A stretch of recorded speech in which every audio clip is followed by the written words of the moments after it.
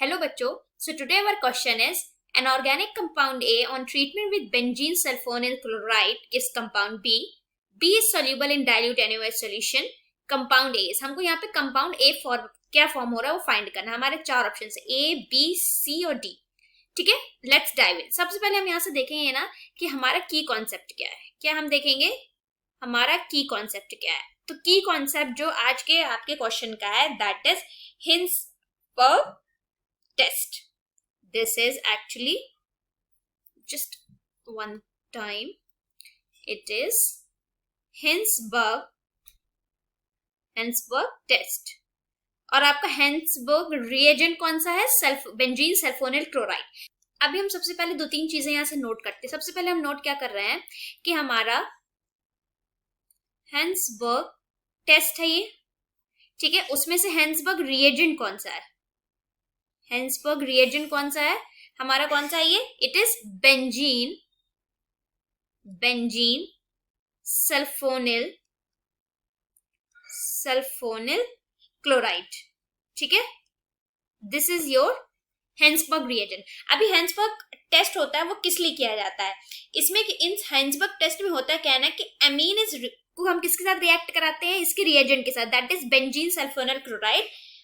और इसमें हमारा मेन चीज क्या होता है ना, आप यहां से लिख सकते हो, लिखने तो यहाँ पे किस लिए यूज होता है, ये किस लिए किया जाता है? It is carried out to distinguish between 1 degree 2 degree and 3 degree amine. अभी इस टेस्ट में होता क्या है ना कि इस टेस्ट में हम किसी भी कोई भी अमीन, रैंडम अमीन, वो 1 डिग्री हो 2 डिग्री हो 3 डिग्री हो, उसको हम रिएक्ट कराते हैं अपनी बेंजीन सल्फोनिल क्लोराइड के साथ।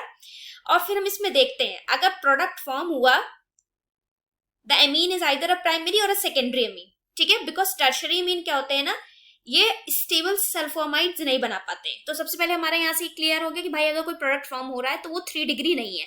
3 डिग्री नहीं है, क्यों नहीं है? क्योंकि टर्शरी वाले आपकी स्टेबल सल्फोमाइड्स नहीं बना पाते। तो हमको अब हो गया कि भाई या तो ये 1 डिग्री है या तो 2 डिग्री है। फिर हम इसमें क्या देखते हैं, अगर जो सल्फोमाइड फॉर्म हुआ है वो डिसॉल्व हो जाता है अगर एक्वेशियस सोडियम हाइड्रोक्साइड सोल्यूशन में, तो वो प्राइमरी है। अगर वो इनसोल्यूबल रहता है तो वो सेकेंडरी है। फाइंड हो गया। फिर से मैं एक बार आपको रिमाइंड कराती हूँ। सबसे पहले पूरे टेस्ट में हो क्या रहा है ना, Hinsberg रिएजेंट है बेंजीन सल्फोनिल क्लोराइड। किस लिए यूज होता है? Distinguish 1 degree 2 degree 3 degree amine को। सबसे पहले इसको हम जब इस रिएजेंट को किसी अमीन के साथ रिएक्ट कराते हैं और कोई प्रोडक्ट फॉर्म होता है तो वो 1 डिग्री 2 डिग्री। अगर कोई प्रोडक्ट फॉर्म नहीं होता है तो वो 3 डिग्री है। बिकॉज टर्शियरी एमीन्स कभी भी प्रोडक्ट फॉर्म नहीं करते, क्योंकि वो क्या नहीं बना पाते, वो स्टेबल सल्फोमाइड्स नहीं बना पाते। ठीक, अब आती है कहानी 1 डिग्री 2 डिग्री में। अब 1 डिग्री 2 डिग्री कैसे हम डिस्टिंग्विश करेंगे? तो होता क्या है ना कि आपका जो भी प्रोडक्ट फॉर्म हो रहा है, अगर वो सोडियम हाइड्रोक्साइड सोल्यूशन में टोटली सोल्यूबल हो गया है, ठीक है, टोटली सोल्यूबल हो गया तो वो 1 डिग्री है। अगर इनसोल्यूबल है तो वो 2 डिग्री है। चलो अभी हम आगे इसमें देखते हैं। सबसे पहले अब हमारा जो गिवन रिएक्शन है, इसमें अमीन क्या कर रहा है ना, अमीन एक न्यूक्लियोफाइल की तरह एक्ट कर रहा है और इलेक्ट्रोफाइल जो बेंजीन सल्फोनिल क्लोराइड है उसमें अटैक कर रहा है। तो इसमें होगा क्या ना कि यहाँ पे जो क्लोराइड है वो डिस्प्लेस हो जाएगी और एन एल्काइन बेंजीन सल्फोमाइड, जो कि आप बोल सकते हैं as a B product, form हो जाएगी। ठीक है, अभी हम इसको देखते हैं कि चलो कैसे होती है। सब let me just right it down a fully structured one. चलो अभी मैं आपको बताती हूँ। इसको आप लिखो C6H5 CH NH2 CH3, ठीक है।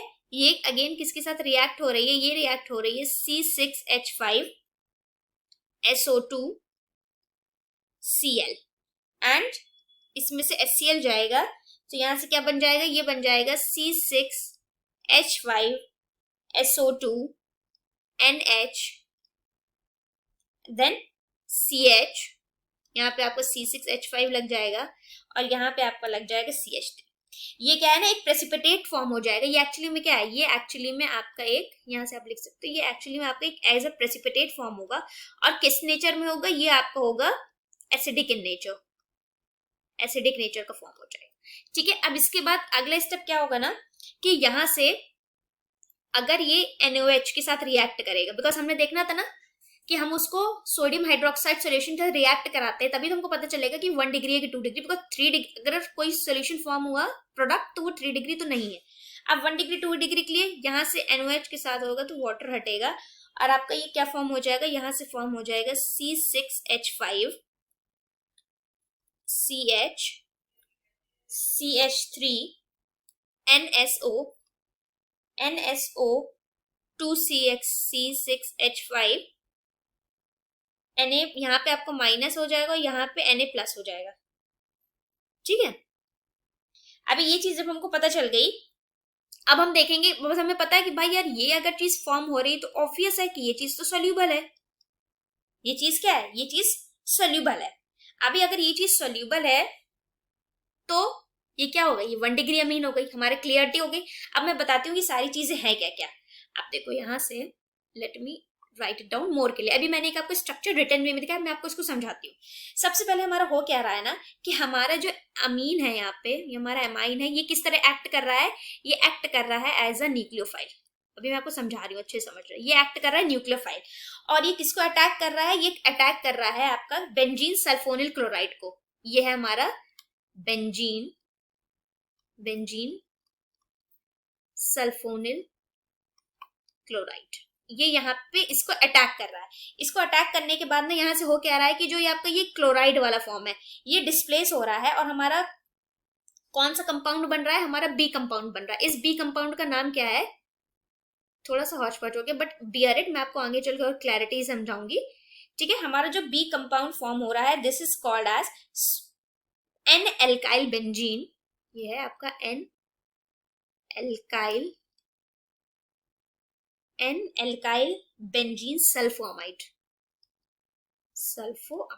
बिकॉज सल्फोअमाइड अगर फॉर्म होगा तभी वो 1 या 2 है, नहीं तो वो बिकॉज 3 तो फॉर्म ही नहीं करता कोई भी स्टेबल सल्फोअमाइड। ठीक है, ये आपका हो गया एन एल्काइल सल्फर। अब हमने इसको क्या है, हमको NOH एक्वेशियस NaH सोल्यूशन के साथ रिएक्ट कराया और देखना पड़ा कि अगर सोल्यूबल हो जाएगा तो वेल एंड गुड, ये 1 डिग्री है, नहीं तो फिर ये 2 डिग्री है। हमने इसको रिएक्ट कराया एक एक्वेशियस हाइड्रोक्साइड सोल्यूशन के साथ। इससे हमें क्या पता चला कि ये एक प्राइमरी डिग्री अमीन है। ठीक है, बिकॉज यहाँ पे ये प्रोडक्ट जो फॉर्म हो रहा है it is a soluble product. Fine, so हम सबसे पहले अपने ऑप्शंस में आ जाते हैं। तो हमारा ऑप्शन क्या हो जाएगा, हमारा ऑप्शन जो एक्चुअली में बनेगा वो हो जाएगा हमारा ऑप्शन नंबर बी। हमारा option number B is our right answer. Because देखो ये हमारा 1 डिग्री अमीन है ना, 1 डिग्री अमीन है, 1 डिग्री अमीन को ही हम पूरा लेके चले यहाँ पे A देन दिस टोटल एक हमने एक साइकिल बनाई ऐसे करके 1 डिग्री अमीन की, और हमने देखा कि ये सोल्यूबल हो गया। सोल्यूबल हो गया तो इट इज 1 डिग्री। अभी मैं यहाँ पे ना एक बार थोड़ा सा और भी लिख देती हूँ, आई होप क्लियर हो जाएगा। यहाँ पे मैं ऐसे लिख देती हूँ तो आपको नोट कर सकते हो आप। 1 डिग्री मतलब कि ये अगर सोल्यूबल है, 2 डिग्री इनसोल्यूबल होता है, और 3 डिग्री पे तो क्या होता है, प्रोडक्ट ही नहीं फॉर्म होता, प्रोडक्ट नॉट फॉर्म्ड। ये छोटे छोटे पॉइंट्स याद कर लो, इट विल बी क्लियर। ठीक है, अभी यहां से हमारा फाइनल हो गया कि our option number B is the correct answer. ठीक है, अभी मैं बता देती हूँ कि ये आपके अगले जो ए सी और डी क्यों नहीं है। ए सी डी इसलिए नहीं है क्योंकि ये सारे क्या बना रहे हैं, ये बना रहे हैं 3 डिग्री अमीन्स, 2 डिग्री अमीन्स, जिसकी वजह से हमने पढ़ा है कि भाई अगर सोल्यूबल ही नहीं है 1 डिग्री अमीन तो 1 डिग्री अमीन ही सोल्यूबल होता है। अगर वो चीज सोल्यूबल नहीं है तो ये वो 3 और 2 we don't have to care about it. So our final answer is option number B. I hope you understood it well. Best of luck.